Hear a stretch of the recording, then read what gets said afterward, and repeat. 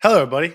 Welcome back to the Drive Pink Dialogue. It is Friday, and it's been 2 days since Inter Miami got a must have 4-2 victory against CF Montreal. We're going to talk about that tonight. We're also going to talk about tomorrow night's game, a little bit of a preview and big picture stuff, as always. But first, I start with this. I'm your host, Scotty. I'm here with my co host, Saur. How are you feeling tonight, my man? Inter Miami won this week, which is all that I can ask for. It's a rare occasion. Doesn't really happen that often anymore. So we're going to enjoy it while we can. Tomorrow we have another game. I know this is back to back, so apologies for this. But tomorrow's game might be a bit of a scary one. So might as well talk about the fun things while we can, right? Yes, and there's also some, I think, around the team news that we should get to. So why don't we blaze through this game quickly? And just like last time, not a new trend, but we're going to copy the format. Let's talk about, or let's give some awards for this CF Montreal game because they win 4-2. Messi and Suarez have an dynamic final 25 minutes. We're up 1-0. I thought Messi looked great. I'm sure we'll talk about him. But really, I want to get into some of the transfer rumors. I want to get into this Columbus game. I want to get into big picture stuff. So let's fly through it. And that means we can skip the rundown. We can skip the tactics. I just want to get into awards, which are not optional. And Saur, because I went first last time, I will let you go first this time. Who is Inter Miami's man of the match? This one was easy. I'm glad I had man of the match this time around. My man of the match, everybody's man of the match, has to be Lionel Messi. 2 goals, 1 assist, had fantastic contributions up front. I thought this is the best that he's looked in recent times. He was all over the pitch, getting involved in the build-up. He was very fluid, movement all around. And honestly, I think the man marking that Montreal was trying to do worked in Inter Miami's favor. And with the intelligence that we had on the pitch, with Busquets, with Lionel Messi, with Suarez, they just took advantage of that, and that worked in our favor so much better. Having him play next to Segovia with somebody to play off of, somebody that he could lay the ball into and then receive the ball back, I think worked really well for Messi. He enjoyed this game. He looked like he had the freedom to run the pitch. And what a well taken first goal. That was beautifully shot outside the box. Quintessential Messi. I think nobody else deserves this award. We kept talking about, is he going to lead Inter Miami out of this little rut that we've been in? Well, not little, quite a big rut that we've been in. And looks like he's putting on a captain's performance game in and game out. One more tomorrow, and hopefully we can go into the Club World Cup with a lot more confidence than we thought we were previously. Yeah, you said it. That first goal was magnificent. I think his goal going back to the weekend was sort of the turning point for Inter Miami, and then he followed through with that. A really nice goal, gets a pick from Busquets. But again, I mean, the pick is nice, but when you see that shot from behind, it is unbelievable that he's able to make that happen. He gets the assist for the second goal, which really puts the game away. Involved later on to close it out. So Inter Miami needed a big performance from their star, and they absolutely got one. You're right. He was good. And I'm almost tempted to say he's back. I'm not there with the whole team, but for Messi, he had maybe 5 or 6 games max where he was a little bit less than we would have wanted. And I believe in him so much that I'm just all I needed was one free kick, and I'm fully sold on Messi being back. So, yeah, great award. I agree. I think he was the right pick for this. Anything else? I don't think if he'd ever left. That's the conversation, right? He was always there. The problem was everyone around him and the pieces that were being arranged around him didn't necessarily help him. And this was the perfect game for him. This was the perfect game, perfect opponent playing against a very average Montreal team whose defense isn't that solid. And we were able to take advantage of it. I think obviously if you set Messi up with the right pieces around him, he's going to absolutely explode. But the quality was still there. I think sometimes he was trying a little bit too hard over the last few weeks, but after that free kick, it seems like there's been a galvanization of the team around him as well. And he's just now getting back into the flow of finally getting things to fall into place in front of goal. And I think this game was the perfect example of that. But if he does that against Columbus, I'll jump on the same train with you. I'll be like, not only is he back, but he's back with a bang. Yeah, I'm just like so confident with Messi. It's deserved, but also just kind of impressive that he's just there. And I know it's not a surprise to anyone that's Yeah. followed him for 15 years, but I'm not one of those people. So I'm still kind of amazed at some of the things he does. Okay, Heron that flew north. Tough game, and I was really struggling with this one because either there was non-impactful performances by players that played very few minutes, guys that got hurt early in the first 10, 22 minutes, or they only came on for the last 20 minutes. And that felt unfair to give it to someone who didn't have a huge amount of time to actually have an impact. And so I gave it to Tadeo Allende because he did have a moment early in the second half where he could have put the game away. He gets open down the right side. Behind the defense, carries it into the box and puts it wide of target. I don't want to crucify him for it because I still think he was having a hugely impactful game with his movement, and I thought that opened up things for other players. So I'm not crucifying him, but I thought it was really hard to give a player this award in this game, and so for me, I'm giving it for one moment where you could have won the game for Inter Miami, and instead you left the game open. I will remind people, Inter Miami breaks the game open in the 68th minute. That's when Suarez gets the second goal. Just before that, they had a shot or two that could have equalized the game. And so in that one moment, we could have used the Allende goal from earlier. But it's harsh, but someone's got to get it, right? Yeah, I think it's a little harsh, but I get your rationale. I understand why you say that. He could have definitely buried that with his left foot in the far corner and it would have been game over there and then. Unfortunately, we had to wait till the 60th minute. And you're right. The game could have gone completely different if Ustari hadn't made that double save. I would use somewhat of a similar rationale and maybe say Noah Allen was one of my players that I thought didn't particularly shine like normal. And maybe he could have been in contention. He was at fault, got beat by Dante Sealy quite poorly. So I could have given it to him as well. But it's your award to give. Slightly harsh on my behalf, but I think it's fine. It's understandable. And I think Allende wasn't the best player on the pitch, but wasn't the worst player on the pitch either. I don't think anybody had a poor game as such. So it's really difficult to give this award. And I understand why you did it. So I'm fine with it. I didn't have another award for him. So that's completely fine. Okay, let's move on because I don't need to dwell on that. Give me your first award. I'm gonna go for the Let Your Instincts Shine award. And I'm very proud of this one. Okay, this is the one because you were bragging before the episode about this one award you had that you really loved, and you've come with Let Your Instincts Shine. This is Luis Suarez because he let his instincts shine, obviously, and he deserves an award. You have it bang on, but there's a very big hint in the award itself as to why it's Luis Suarez. Let your instincts shine.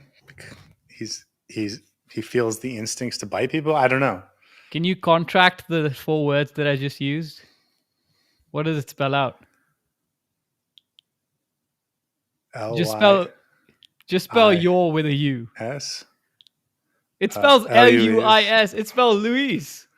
That's why. So you let your instincts shine, Luis, because when you do that, when you play with your instincts as a striker, you get goals. When you try to be a midfielder, you will always suffer. And no, it's my award, and I spell your with a U. So it's let your instincts shine, Luis. Okay. I hope you told the graphics department that. I did tell the graphics department exactly that. And if it's not been followed to a T, we are going to fire the graphics department. It is. You go. It's been followed. Thank you, graphics department. My words hilarious. have been heeded. There you go. Let your instincts shine. No, in all seriousness, I think Luis Suarez has really struggled over the last months just trying to get involved in the game. He struggles for the first 20 minutes to get something off in front of goal. Then when the team starts to struggle a little bit, he starts coming back, gets involved in the midfield, and just then there's no presence up top for us to try and score the goals. He tries to get involved in the goal creation aspect of it. And for me, that completely takes away from what he is as a player. He is that instinctual striker who's going to get you those goals. The second goal that he scored was all about his poaching instincts that we haven't seen in forever. He hasn't done that in a long while.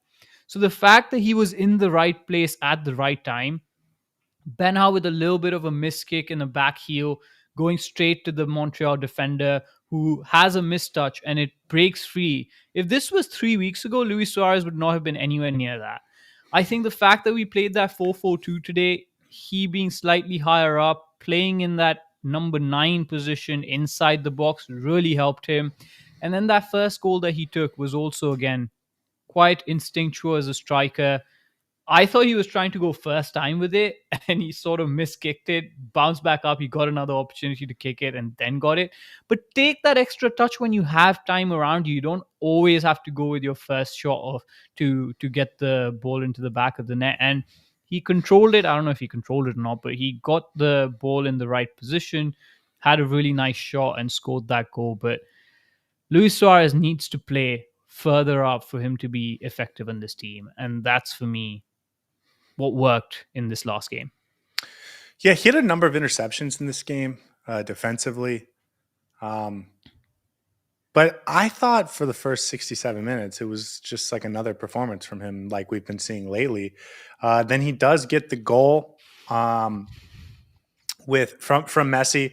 It's an easy goal if you are calm and composed, but it's so easy if you're in a goal-scoring drought to just try and rush things and not be composed with it and try and hit it on the first touch because you're afraid that the opportunity is going to go.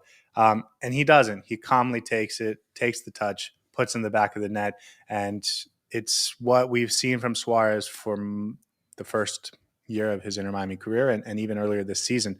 And then the second goal, I mean, you called it a poacher's goal. I would call it a little lucky because George Campbell just put it on a tee for him. But yeah, and then he gets the assist on the third goal. So it did feel like the positivity, and you could see in his reactions, just electricity from him, frustration released. It was Montreal. Let's see if he can do it against Columbus. And I think that's what it is for me is I know it's in there, but I need to see it against anybody that's not Montreal. I think that's going to be the key takeaway from this game. We've done it against Montreal, who we expected to beat. We've done it in a good way, but can we replicate that performance, or at least that level of fluidity that we played against Montreal with? Can we replicate that against Columbus? And if we can, then that's going to be a much more positive sign than I would give it credit for right now. So that, for me, I think is the biggest takeaway, and it goes across the pitch, not just for Suarez. Yeah. By the way, I totally agree with you on the staying high up the field comment. Like, I think that opens up space for both Messi and Segovia, and I think it just makes a huge difference. So you said it perfectly, but I just wanted to add a check mark next to it because I definitely agree with that. Okay, my first award is the Woof Woof Award. The Woof Woof Award because he's got the dog in him. Okay, hold on. I will just say there's two woofs because there's two dog puns involved or dog reasonings involved. So one is the dog inside of you, right? Just he's got the dog in him. He's got the fight. He's a pit bull. And then the other dog, because he took somebody for a walk. I don't know. I'm going to go for David Martinez because I'm kind of playing the game. I think you wanted to give an award to David Martinez. That's why you gave this award to David Martinez. I don't know why, though. There's a lot of players that have that dog in them. But there's not a lot of players that need to brush their hair like a dog. But most importantly, there's not a lot of players in the dog house.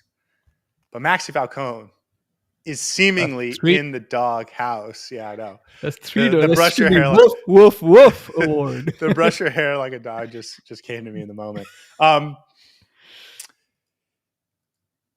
he looked fine, and he's just vanished over the last couple games. He looked healthy. He didn't look like he was sort of bothered by an injury, and yet he comes in after Aviles, obviously after Lujan and Noah Allen and David Martin. Like, he's fifth choice center back in this moment. I don't understand it. I don't think his play deserved that, especially when you consider it to the play that has won appreciation from Javier Mascherano. But he looks fine, and he's going to start tomorrow, and I'm very comfortable with him. Like, I think he's a good defender, and even though he's not quite as pacey as maybe you would have wanted, or that we probably should have been trying to go out and get, like, he has the instincts to make up for it, and the sort of raw intelligence on the field.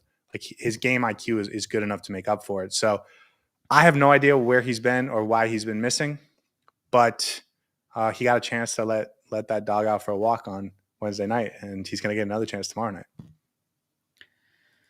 I'm really confused by Javier Mascherano. Full stop. Same. That's all I'm going to leave it at. I'm just going to leave it at that. Because this is a starting caliber centre back. Yes, he may not be the fastest, but he has other attributes to his game that are really helpful. And I would start him more games than not. Right? He's definitely not behind Lujan. I don't think he's behind David Martinez. For me, the thing is, Noah Allen was never supposed to have this breakout season of being a centre back for our team. So if you take him out of the equation, it would be Maxi Falcone and Aviles who'd be a centre back partnership. And honestly, for me, those two are very complementary in terms of what they fulfill for each other. One doesn't necessarily have the pace. One doesn't have the discipline. And together they make a really good unit. And I'd love to see them two play together more often. But absolutely agree with you. There's no reason for Maxi Falcone to have been shut out so much over the last 3-4 games, because he didn't necessarily have a drop in form. He wasn't playing brilliant because the rest of the team wasn't playing brilliant, but it almost feels like he's been made the scapegoat of why Inter Miami has conceded around 20 goals in the last 7 games now. I believe that's what the stat stands at. But I don't see a reason why he has to be fifth choice. None. And I think he's going to start the next game. And honestly, it's a happy coincidence. Actually, if you look at some of these scorelines we've given up, a lot of them's been when he's not been playing. Yeah. Like, he's been out of the lineup for several weeks. And the last 4 games before Wednesday night were 3 goals allowed, 3 goals allowed, 3 goals allowed, 4 goals allowed. And he wasn't in the lineup for any of those games. So like, I don't think you can say it's a scapegoat, like, if you actually look at the timetable. Yeah. And I agree with you. His play, right as he was sort of being pushed out of the lineup, did drop off a little bit, but not in a way that was noticeable compared to other players. Same level as Noah Allen, same level as Jordi Alba. It was part of the team, right? They didn't do well against Vancouver, and he was like dropping with everyone else, but everyone else got an opportunity to just keep going. Now, I do think Javier Mascherano is the type of coach, and I'm just going off of my own brain right now. I think he likes to give guys. Let me rephrase that. I haven't really looked into this yet. I'm sort of just having this idea come to me as we're talking, that he likes to give guys like 5, 6, 7 games in a row, not just like when he rotates. He doesn't want to rotate midweek, weekend, or, once every 4 games or something like that. Like, he wants to give a guy 5, 6, 7 games in a row. And maybe that's why we keep seeing Gonzalo Lujan. Maybe that, Ian Fray has now gotten 3 starts in a row after Chelo Wiegand was the longtime starter. And so I don't know. But I do wonder if that's part of his philosophy is, I want to give guys 5, 6, 7 games in a row and let them really build into something. And now it's just Maxi Falcone's turn to sort of sit out, leave, because he wants to give Gonzalo Lujan an opportunity for 5, 6, 7 games in a row. That's actually a really good shout. Like, you've thought about this, and it makes a little bit of sense. Maybe because nothing Javier Mascherano does makes any sense. So the fact that we're trying to put sense to it, maybe we're reaching a bit, but that actually tracks with his record really well. It's completely counterproductive, and I disagree with it because I think you're not letting your best players on the pitch when they need to be on the pitch. But seems like that's what he's been doing, because it doesn't explain why Chelo Wigan hasn't played the last 3 games, because I almost honestly thought that Ian Fray was out of the starting 11 for good. Um, Gonzalo Lujan has been in for a while now, so I think it's time for him to sit. And of course, with him picking up that injury, it's going to happen. But I agree with this award, the Woof Woof Woof award. There should be 3 woofs in there. And yeah, I actually did not even consider giving Maxi Falcone an award or have him as a talking point. But going into the game against Columbus, he's going to have a really big role to play because he's leading the back line. So So hopefully let's he gets a. Javier Mascherano today in his press conference talked about how Lujan, Alba are injured and Aviles are all not going to play tomorrow. So that means it's going to be Maxi Falcone and David Martinez. He said that's probably who it's going to be. You know, you could imagine a world where Ian Fray or maybe Sergio Busquets.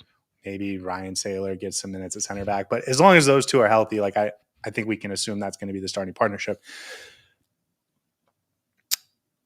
That's going up against the Columbus Crew. And you talked about how Aviles and Maxi Falcone are a good partnership. Well, David Martinez actually has a lot of the same characteristics.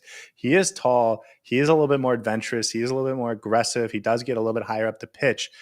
And it might be a nice fit to have him next to Maxi Falcone. Now, I wouldn't say he's quite as, straight line speed as Toto Aviles, but, I think there's some similarities with, opposite feet. But yeah, it could be a good partnership. Could be terrible. We'll find out tomorrow, I guess. I'm actually really excited for it. I think one way or another, I hate the fact that we have so many injuries in the back line, but the combination that we're going to see tomorrow, which I hope is Maxi Falcone, Martinez, of course, Noah Allen, the left back, and I hope Ian Fray is actually going to be really fun to watch. Could be utter chaos, and we could end up conceding 6 goals, or could be completely locked down, woof woof, because they've all got the dog in them. So I'm excited for that. And against Columbus, Inter Miami has a tremendous record in the Wilfred Nancy era. So something to keep in mind moving forward. Okay, what is your second award? My second award, I'm happy with this. I think it's a good award. I'm going to call it the Scaffolding Helps Award. The Scaffolding Helps. So this is if you're building something. Sorry, I have to sneeze. So if that comes off, I apologize in advance. Who's building something on this team? Let me just look at the lineup. Telasco Segovia is building something. He's building into a real role back in this team. By the way, he missed a couple games in a row in favor of some other players. Telasco Segovia, he's too talented. He's finding his rhythm behind Messi, not next to Messi, and he's been playing really well lately. I actually did not have an award for Telasco Segovia because I thought you were going to have an award for Telasco Segovia. You're on the right track. Somebody is trying to build something. It's just not Telasco Segovia. It's Federico Redondo. He's trying to build himself back into this team. He's trying to build his confidence up. And honestly, he's trying to build himself a role in this midfield. And he's been provided a scaffolding through the loss of Yannick Bright and the re-entry of Telasco Segovia in the middle of the park yesterday that I think works really well for him. He's been given a sort of a crutch in that midfield when Javier Mascherano put Segovia in the middle. That, for me, genuinely gets the best out of all 3 of our midfielders until Yannick Bright is away. I really liked the 4-4-2 setup with Segovia playing as the left midfielder. And honestly, this can be a conversation about both Segovia and Redondo. Let's stick to Redondo for now. Let's stick to Redondo for now, because I think Redondo has often struggled to take ownership and responsibility in the midfield as the sole pivot next to Sergio Busquets. Sergio Busquets is going to be an eternal presence in that midfield. And sometimes you have to make the most of it by doing some of the defensive work, but also getting involved in the attack. By having Segovia next to him and playing a 3-man midfield, Redondo doesn't need to do everything anymore. He can just play it simple. He doesn't have to be the one responsible for connecting the back line and the front. He doesn't have to be the sole responsible one for the defending aspect of it. He can rely on certain elements for the third midfielder. And I think that really, really helps him. The scaffolding with which he's been surrounded by is going to be essential to get the best out of Redondo. And if that scaffolding comes down in the next game against Columbus, I think he's going to struggle. But we've always talked about putting these young players in a position for them to succeed. And the best way Redondo succeeds in this team is by having a three-man midfield and not being the being the one in a two-man pivot. So that for me was the Redondo rant. I think he had a good game. He looked solid. He looked good. Basic stuff all went well. Didn't necessarily have a challenge against the Montreal midfield, but you play who you have against you, right? So he rose up to the occasion and had a good game. Yeah, by the way, Redondo had a little bit of a knock after the game. He said it probably wasn't going to be serious, but he had to get treatment for it. I think he was at training today, though. So nothing to worry about, hopefully, but maybe something to keep an eye on in this game against Columbus. I agree with you, man. I think as long as you don't ask him to be Yannick Bright, he's fine. He's like a fine player. Or Sergio Busquets. Or Sergio Busquets. But I'd much rather ask him to be Busquets than Yannick Bright. Mhm. And what I mean by that is to be the last line of defense. Yeah. Against a very athletic transition team. You don't want him being the guy that has to put himself in the right place or run guys down. But if you take him out of that specific job, like he's a very serviceable midfielder. And I agree with you when you take him into a midfield like we played last week, where there was, it did feel like, this week, midweek, it did feel like there was three guys in there. It felt more competitive. Now, listen, it's Montreal, but I agree. Scaffolding, building something. We move. And, Mistiano says in the chat, 8 million, that has to be carried by two other people. That's fair, but it's also where we're at. And like, he's been here long enough that I'm not going to hold the 8 million against him because I already know that he's not that. So I'm just going to treat him for the player he is. And I think you use the perfect word. He's a very serviceable midfielder. He's not phenomenal. He's not exceptional. He's not Telasco Segovia. He's not Yannick Bright, who's going to come on the pitch and you can really tell the difference. He's going to do a decent job for your team. And sometimes you need those kind of players. Sometimes you need the journeyman. And with Yannick Bright out, I think he has a big responsibility on his shoulders, but there's also a responsibility on the coaching staff to make sure they put him in a position to succeed. So, hopefully it continues, and hopefully he can have a good performance if he plays against Columbus. Okay. My last award is the Sauce is Back award. We all know who this award goes to. It's going to go to David Martinez because he's a very saucy center back. It's either David Martinez or Telasco Segovia. Knowing your general pattern of thinking, I think it's Telasco Segovia because you got lazy into thinking for another award. So you just went with the Sauce is Back award. It's David Martinez because he's saucy and because I knew I would get you on that one. I knew the way you were thinking about this. I knew where you were going with it, but you scared me for a second there. I thought you were going to get it. Yeah. No, like he's just so calm and composed and fun to watch.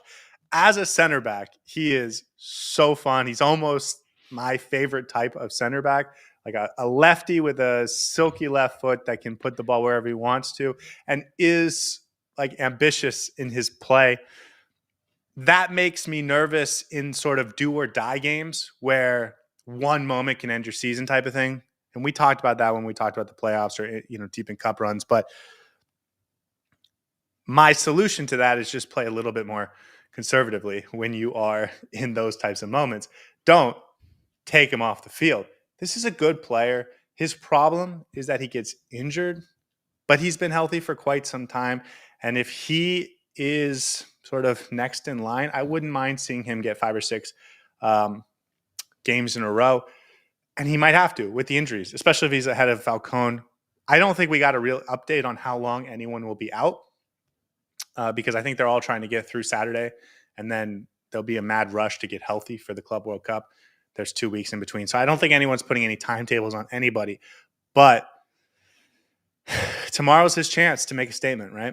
And knowing the way that Columbus has played Inter Miami of late, it feels like Inter Miami tries to sit back and play very conservatively, hit on the counter, which would mean he has to sit back won't be as sort of adventurous going forward, but he can use that left foot to get out of danger, to start the break going the other way, hit it over the top to Tadeo Allende, hit it over the top to Fafa Bico, whoever it ends up being, and there might be something there. So I'm excited. I thought he looked good in this game, and I knew I was going to trip you up with the award name. So the sauce is back.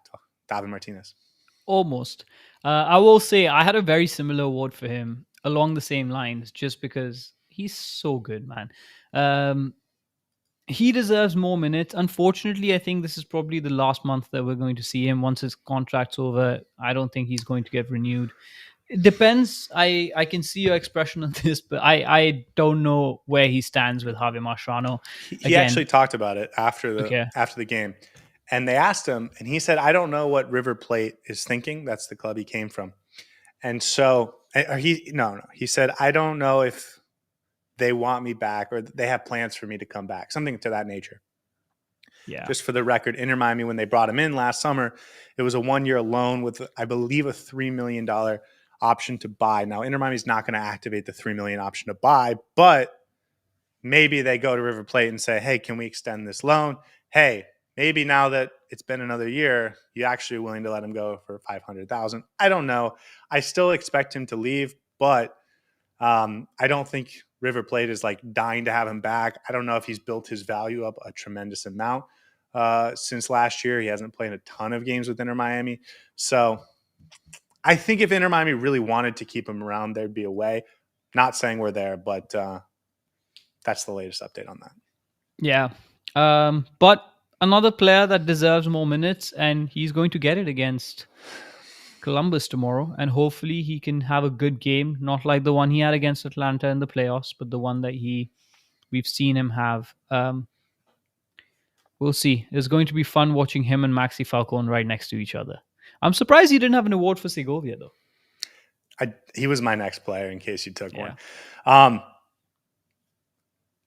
Anyone else you want to talk about? Telasco Segovia, let's get to it, I guess. He played behind Messi and once again had a really nice performance. This is, I think, 3 games in a row where he's looked nice, coming in, playing a little bit of a deeper role.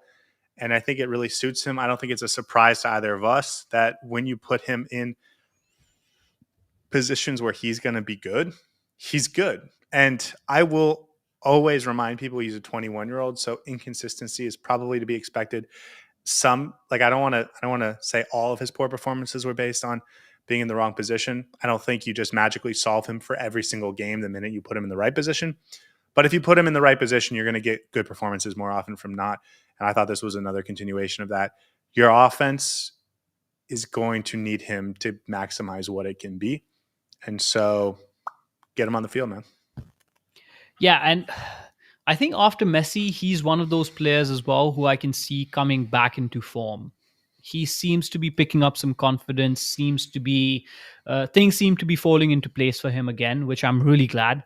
But if you're playing Telasco Segovia on the pitch, you either play a 4-4-2 with Messi up top, or you play a 4-3-3 with Messi out wide and Telasco Segovia in the middle.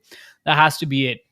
There's enough evidence and sample size now to prove that Telasco Segovia is a lot more effective when he's getting on the ball and being involved rather than running away from the ball and playing in front of goal. He has to be the one involved in the creative aspect of the building, of the playmaking, and I think that's where you get the best out of him.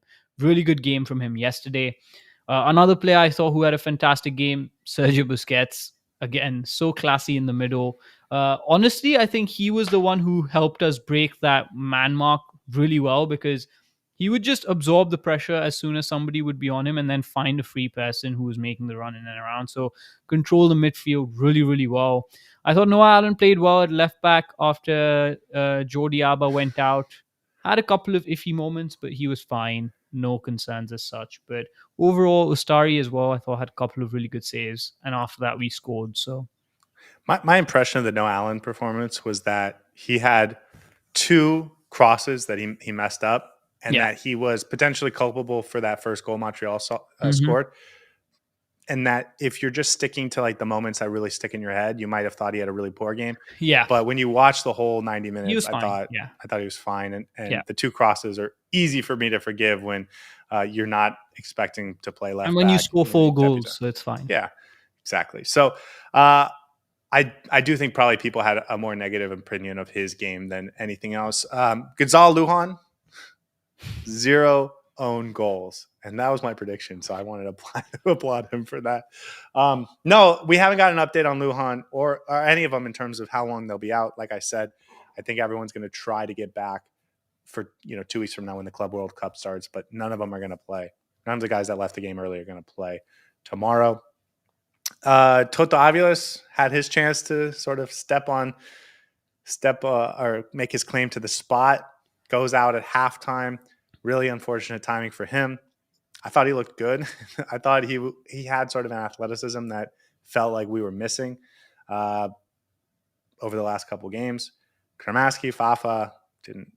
They had to make the substitution because the team was getting really tired. But Fafa had almost an I don't think assist. He had a really good ball into sure. the middle. He did what he was supposed to do. Again, Kramaski also looked lively, made some good runs from midfield. So overall, I thought both of them had decent cameos, nothing to write home about, but did a good job.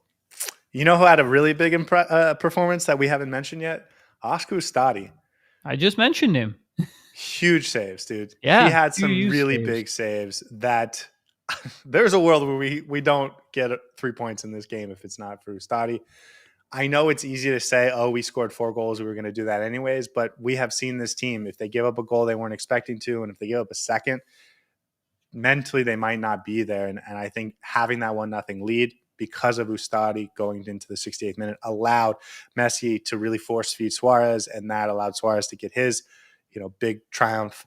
And then both of those guys were a lot happier and more confident for the rest of the game. And so huge moments from Oscar Ustadi. Yep, I think he had a really good game. Okay, let's talk big picture because this game was 2 days ago, and I'm ready to put in the rearview mirror. They did exactly what they had to do. They had to get not just a win, but a win that made you feel like, okay, positive things are coming back. And I think maybe more the offense than the defense. I have been thinking that it's gonna be the offense that comes back first, and then you can start figuring out how to get the defense into a better spot once you sort of settle on how your offense is going to be successful. And they scored 4 goals. Your goal scorers both got on the team sheet with a brace, and you feel really good about it from their perspective.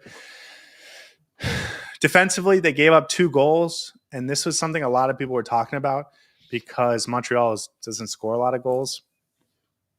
To me, I thought that was a little bit of a misnomer because the second one did come really, really late. The game was over. It was 4-1 at that point. And they get one in the last minute and a half of the game. So I wasn't that worried about it in terms of what actually happened, other than the context of this is only Montreal, so I will, not make any too big of declarative statements. In the last 4 games, we've scored 10 goals and blanked once. 4 goals in this game, 3 goals in the game before that, 0 against Orlando, and then 3 goals against San Jose, I believe. There's definitely a semblance of a feeling, not a feeling, but a semblance of a feeling that the offense is coming back. And I agree with you. I think the offense is the first thing that starts to click again and gives you a sign of our form is coming back, because then that trickles down as confidence throughout the rest of the squad. So early days still, but there's some sort of a feeling that Messi's been contributing now. Segovia had a couple of good performances. Suarez had almost 3 goal contributions this game. So positives all around. But there's a big asterisk on this game, massive asterisk. You're playing the bottom of the East team who doesn't score that many goals, concedes quite a few. Their man marking system actually plays straight into the hands of how Inter Miami likes to play, with a lot of space. You go up against someone like San Jose, someone like Orlando, someone like Columbus, they're not going to afford you that level of space. So now the big question mark is, when we go back tomorrow against Columbus, are we going to revert to our same patterns of play, of being clueless how to create those spaces in and around us? What's going to happen? How are we going to play? And that for me is the response to the Columbus game is going to determine what I feel about this game and what I feel about the last couple of games as well. It all comes down to the next game, because if you go out and it's not even about the result entirely. Like if we lose to Columbus 1-0 and we create a lot of opportunities and we actually play good football, I can almost live with that. So it's not necessarily the result, but the response. Do I still see the positive signs of Messi having a lot of space on the ball, creating some good opportunities, Suarez staying up top, creating that space for the midfield, Segovia being ball dominant, getting on the ball in the midfield? Am I seeing those signs? And if I do, then regardless of what the result, I'll have positive feelings about where we're headed, but there's still such a long way to go. Long way to go. So positives all around from this game, but the Columbus game is big. It's really big. Yeah, no, I think you nailed some of the reasons why you have to take every positive vibe with a grain of salt, because you could, on the one hand, say, okay, Messi and Suarez, there was a mental block with them and they got over it and now they're back. And, that first goal, you could see what it meant to Luis Suarez, just the fire that finally burst out of him. And now he's like, okay, that's right. I'm still the man. And he goes into Columbus and he scores, some silly header that, Rudy Camacho puts in for him like he did last year. I don't know, something like that. But at the same time, you could say this easily being okay, this is an organized defense in Columbus that is going to be able to poke and prod you consistently. And by the way, I don't think any team feels more wronged by Inter Miami getting into the Club World Cup than the Columbus Crew, in terms of the nature in which Inter Miami got in, because Columbus did win the MLS Cup the year before that. They won the Leagues Cup. They felt like they were the best team in the MLS at the time where this decision was made. I don't agree with that, but my point is they felt aggrieved at the time. And here they are. This is, the day before LAFC plays a play-in game to the Club World Cup. Columbus has a chance to sort of make a statement like, actually, this should have been us. So going back to my point, I feel like they're going to be ultra focused, gunning for not just a win, but maybe even to sort of like put a pounding on Inter Miami. And it's a matter of, can Inter Miami sort of stand up to that and say, you can do whatever you want. You can feel whatever you want. We're still going to go out there and beat you, just like they did last season. Because that's what they did last season. That's who they were last season. And that's not who they've been this year. But did everything change when Messi hit that free kick? I guess we'll find out tomorrow night. Vibes are going to change 100% based on what happens tomorrow night. And I think what happened over the last two games against Philadelphia, against Montreal, didn't answer the question either way. It only delayed it a little bit more. And if they had gone out and beaten Philadelphia 4-1, and then they followed it up with a big win against Montreal, I think already we'd be much more positive. And then the hopes and expectations for tomorrow would have been drained down a little bit. But because it was just it was a draw where they didn't look great, and then they beat up a Montreal team that we know is not great. If it all goes wrong against Columbus, it's going to be back to feeling really bad. And then the long-term record's not going to feel great either. So, and then you have to go play in the Club World Cup against some of the best teams in the world. So what if you draw against Columbus? How would that I think make it just you feel? delays it, man. Again, If you I draw think it against depends on Columbus, that's 4 wins from 15 games. It's not good enough. Like I get it, but also Columbus is not, at least statistically or on the, in terms of where they stand in the table, they're not a juggernaut. They're not 10 points above everyone else. They're in 4th place in the Eastern Conference, I believe. So it's not like, this isn't like beating them in the Leagues Cup final or something like that and getting a draw and winning on penalties or something like that. I don't think it changes anything. I think you're still in a bad spot. Yeah, I think the performance will somewhat determine how I feel about it. But again, Sure. if you don't get the points, it's like pressure back on Mascherano. So you're right. I think the word you use, delay, has If captured how it's been over the last few games. We've just delayed to the point now we're like, okay, now it's like do or die. Before we go into the Club World Cup, how are we feeling about this team? And honestly, tomorrow's probably going to determine whether I want Mascherano to continue to be a coach for Inter Miami or not. I made up my mind already about it, but still. No, of course the performance matters, but from what we can say right now, because we haven't seen the performance yet, that's just how I feel. Here's what I will say: tomorrow is basically like the halfway point in the season for MLS. I know Inter Miami has a game in hand, but for everyone else, it'll be game 17. It's game 16 for Inter Miami. If they get a draw tomorrow, they'll be in sixth. They'll be at best in sixth place in the Eastern Conference, halfway through the season. So it's not that early. It's not been a short. It's not like they're 1 or 2 wins. By the way, if they get a draw tomorrow, they'll be at 27 points. Philadelphia could be 9 points ahead of them to top the Eastern Conference. And you're suddenly you are talking about, okay, first place in the East is like not even within the realm of possibility anymore. If you go 9-point deficit, I mean that's not easy to come back from. So, I guess that's what I think about it. You finish halfway at six in the Eastern Conference. For an Inter Miami team where some people said we're going to win 3 trophies, that looks bad.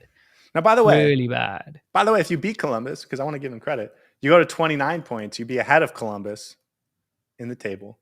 If depending on what Nashville does and Orlando City, you could be in third place and a point behind Cincinnati with a game in hand.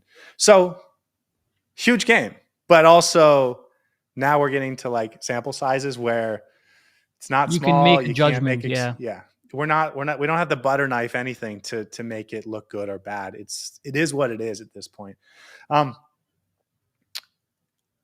Any other thoughts on this game or the meaning of tomorrow? Because there's some other topical news, and we normally start with this kind of stuff, but we didn't today, so I want to talk about it. No, I think we can move on and move into the Columbus game and move on to the bigger picture. Okay, let's talk about Angel Di Maria, because we've talked about him a lot on this show, and he's officially off the board.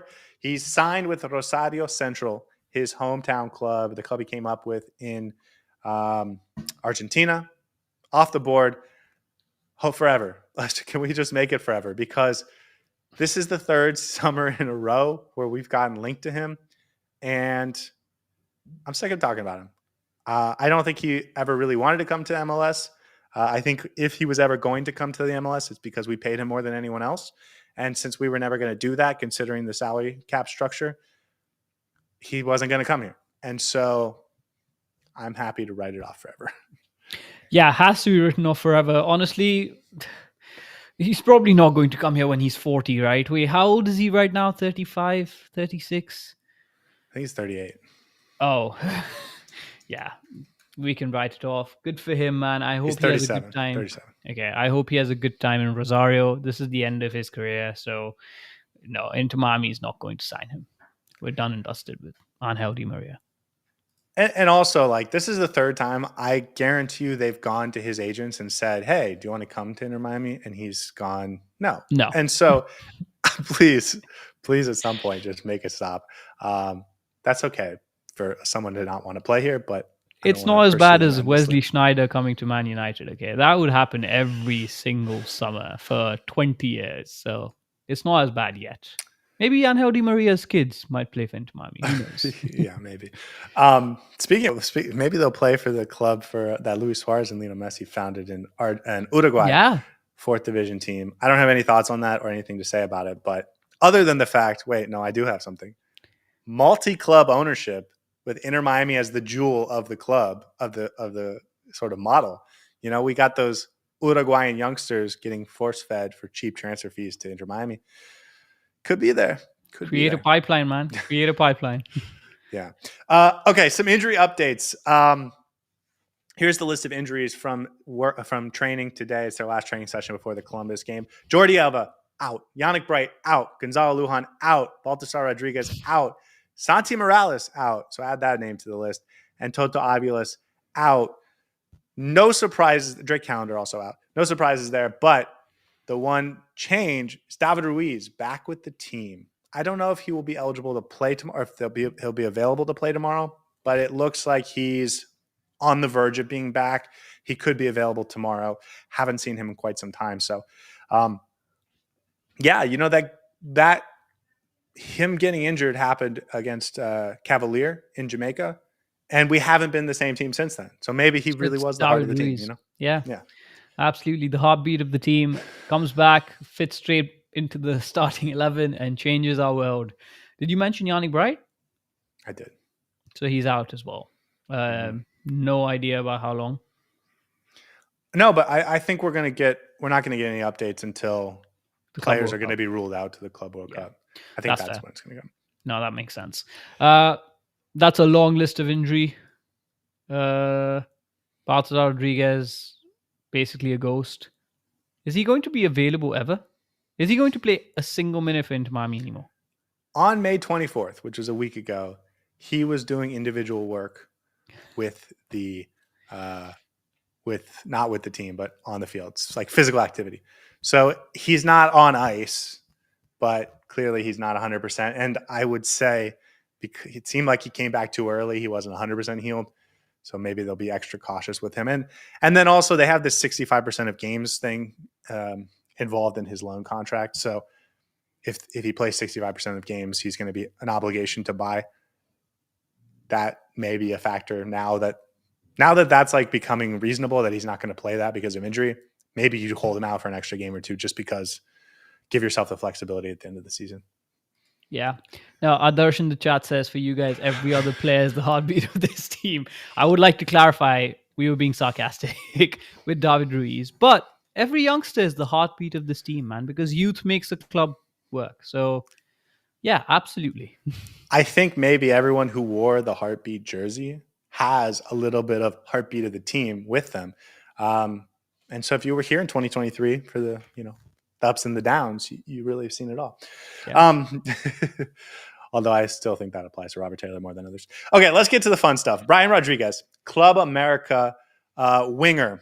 I did some research on him and I have some thoughts. I don't know if you looked at him for even 10 seconds, but the rumor is he's not happy at Club America. Club America has a game on Sunday with LAFC. And if they win, he probably stays for at least the Club World Cup. Yeah. And if he doesn't, it opens the door for Inter Miami to bring him in. His contract runs out in a year. I think it's July 1st or June 30th of 2026. The rumor is that he would come in on loan. And by the way, shout out to Danny Solana for sort of reporting this. Because I think if they're looking for a transfer fee, you're looking at $6, $8, $10 million. And that's not, it cuts off your future flexibility. You have to make him a DP at that price point. If you bring him in for a loan for 6 months, that would be very interesting. And if it's a player that's causing problems in their locker room, or maybe not causing problems, but wants to leave, isn't particularly happy, and they decide, listen, we're Club America, we don't need to take care of this guy, and they want to send him out on loan, could be a nice fit for Inter Miami. He's a true winger. If you watch his tape, he does a lot of Robert Taylor-like things. And by that, I mean, he can dribble past people. He can go to his left and cross it over. He can go to his right and take a shot. He dribbles through players. He's got some real pace to him. He's a winger in the classic sense, not a winger in the Tadeo Allende sense or Telasco Segovia sense. He's not an attacking midfielder, and he's not like just pace down the sideline. He's a real winger with real technical ability. He was in the MLS with LAFC 5 years ago. But as a 20-year-old out of Uruguay, now he's a 25-year-old, and he's obviously hitting the point where the consistency is going to be much greater. And his ability to impact games regularly is going to be much greater. So would be a really nice loan move. And I think this is the type of profile of player that we're going to be looking at. And if this doesn't work because of what happens with Club America and the Club World Cup, whether it gets delayed 6 weeks until that second transfer window because of that, I don't know. But interesting times. And if this is the type of player we're looking at, it makes a lot of sense. Makes me miss Robert Taylor. And I would really like this to happen, especially if it means the thing we're going to talk about next. But before we do, go ahead and give me your thoughts. The latter. I completely agree with what you said towards the end. This is the type of player this team needs. This is the type of profile this team is completely missing. An out-and-out winger, someone who can take players on, someone who makes the other team's fullbacks think. We have that slightly with Tadeo Allende, but not really. And since Robert Taylor's left, we haven't basically had an out and out winger. So having somebody of that quality as well, somebody who's played in good competitions, has tested himself against some decent sides in Mexico, would I think be a really good addition to this team. Of course, the financials of it, the logistics of how this comes about is going to be crucial. But for me, the biggest positive is that we're looking at somebody who's going to be an out and out winger, which makes me think perhaps Mascherano is turning a curve and learning from his recruitment, or maybe this was the plan entirely all along.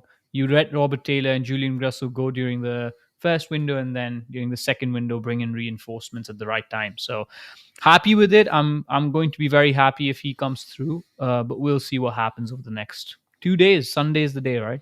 Imagine him scoring against his old club and then securing a move to Inter Miami. It's going to be wild. Yeah.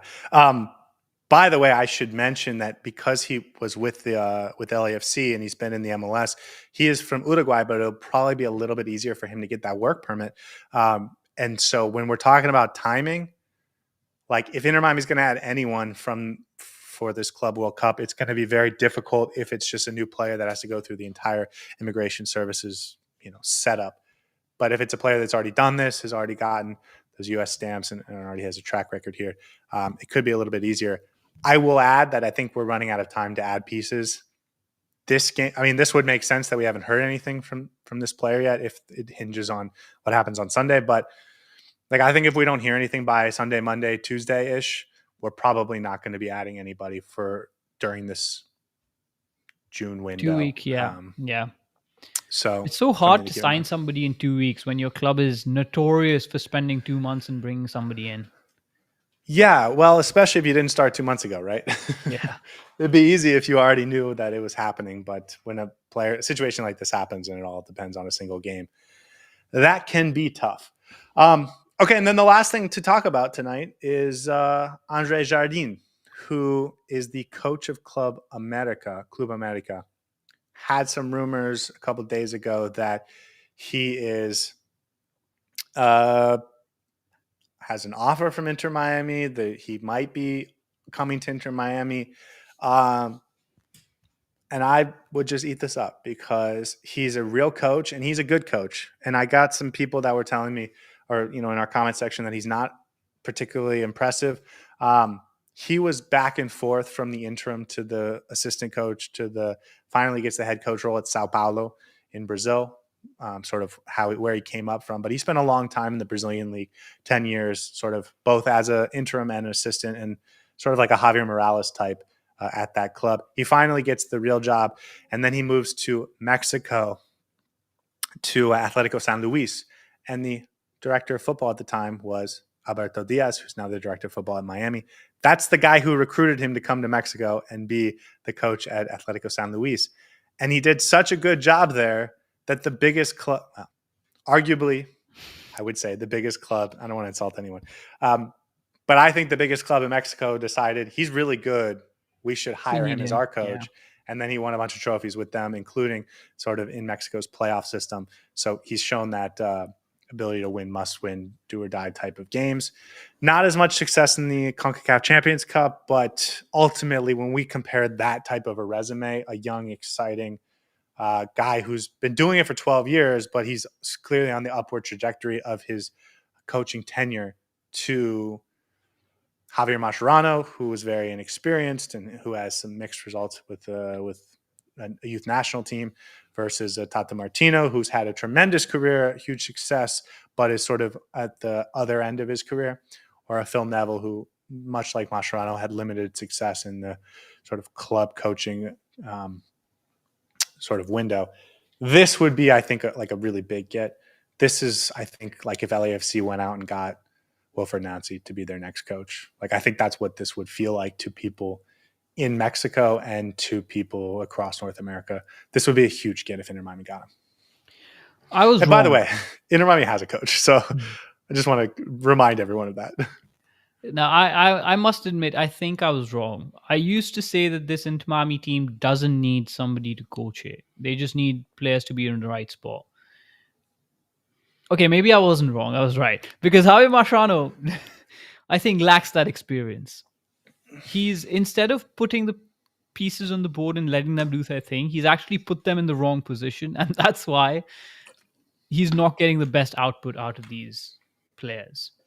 Whoever comes in next, whether it's Jardine or whoever, needs to at least put the pieces in the correct way. And the experience that some of these coaches that have been linked to Inter Miami, especially Jardine, have, makes me think that he is the right option for Inter Miami in case we let Javier Mascherano go. Now, I'll have to do a lot more research to understand his play style, his philosophy, where he comes from, what he will bring to the team. But as long as he picks the right players, and I'm not saying the players that I like as personally, but the players that fit his system, this Inter Miami team is going to explode. Javier Mascherano has a sort of a system, but he picks the wrong players for his system, and anybody can see that. And that's the experience that I think that he lacks to make the changes at the right time. And 12 years experience for Andre Jardine in some of the most difficult conditions in a really good league, winning stuff, I think is going to be very valuable if and when he comes to Inter Miami. Inter Miami has a coach. Javier Mascherano is the coach. Absolutely. We have been talking about this, but the reason why I think this is interesting, we talked a little bit about it in the pregame show on Wednesday, is that this is happening, I think, because the front office is talking to agents and sort of putting feelers out. And maybe they heard from Jardine, give me a day to think about it. And then they heard no the next day. But I think the fact that there are rumors like this floating around means that there are some conversations, potentially very rudimentary and very sort of kick it off type of conversations. But those conversations are what needed to happen. And I thought they needed to start maybe after the Vancouver series, and then you give them 2 weeks. But I think now they've definitely started. And so now if you're Javier Mascherano, like, you have to your perform. job's on the line. Like, exactly. I think this means that that's real. It's squeaky and bum time.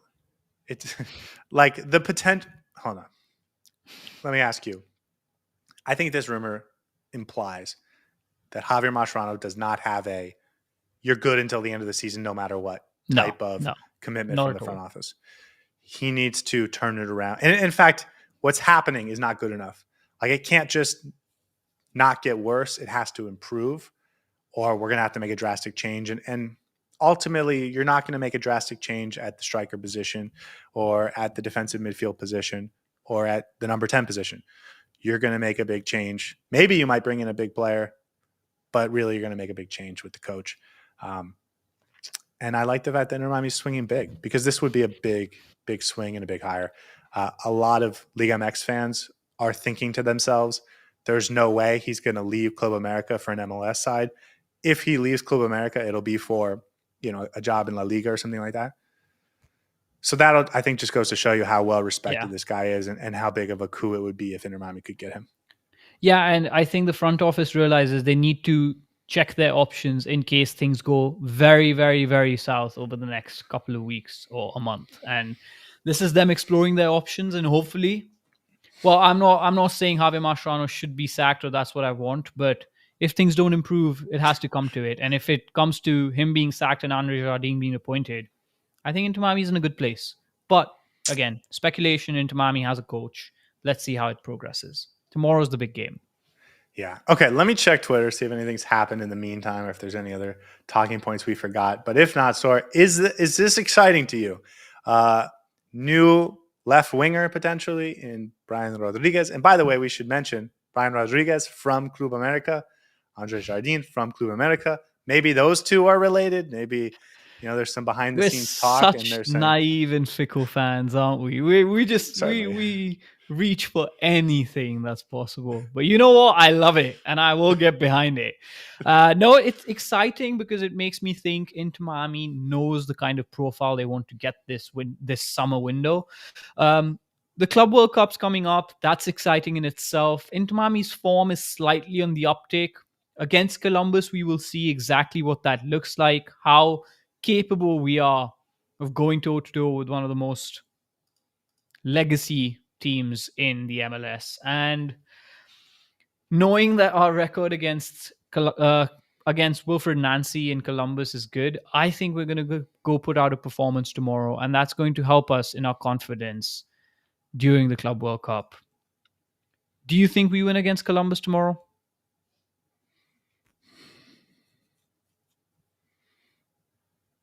No. That tells me enough. All right, guys, this has been a great episode of the Drive Pink Dialogue. Scotty, I'm going to let you have the last word. Any news updates finally, or are we good to go into the game tomorrow against Columbus? I'll only to say that Cristiano Ronaldo is joining us, and we will see you guys tomorrow. Have a wonderful day. Not on the podcast. He's joining into Miami. If he was joining the podcast, that'd be pretty fun. We could get him if we wanted to. Just for, I've been reading about Cristiano, and he's leaving his current club. And I think here's my expectation. This has nothing to do with Inter Miami. I think he wants to go to Sporting, and Sporting has a really good striker named Victor Gyökeres. And there's a chance he goes to, I don't know, Barcelona, Arsenal, or wherever this summer. And if he does, I think they would bring Ronaldo in to be the new striker for them. And if he doesn't, I think he probably stays in Saudi Arabia for some other freakishly big contract. So I'm still going to dream about it because I know a lot of Inter Miami fans would hate it. I know a lot of all the Messi fans would hate it. I get that. But I'm not one of those people. I just like Messi honestly, because he's good for my team. But it would be such a story. It would be so fun. Best thing to happen in world football. Two of the greatest players to ever play the sport playing together on the same team. Oof. Never happened before. Again, we can dream. All right, take us off before we start losing subscribers for saying. So here's my question. I throw it back at you. Do you think Inter Miami's going to win tomorrow? I think so. I think Inter Miami's going to win tomorrow. Hey everybody, thanks for tuning in. Do us a favor and hit that like and subscribe button. Since our first viewer, sharing this with you all has been the very best part. So from the beginning until the end, thank you for being a part of this and have a wonderful day.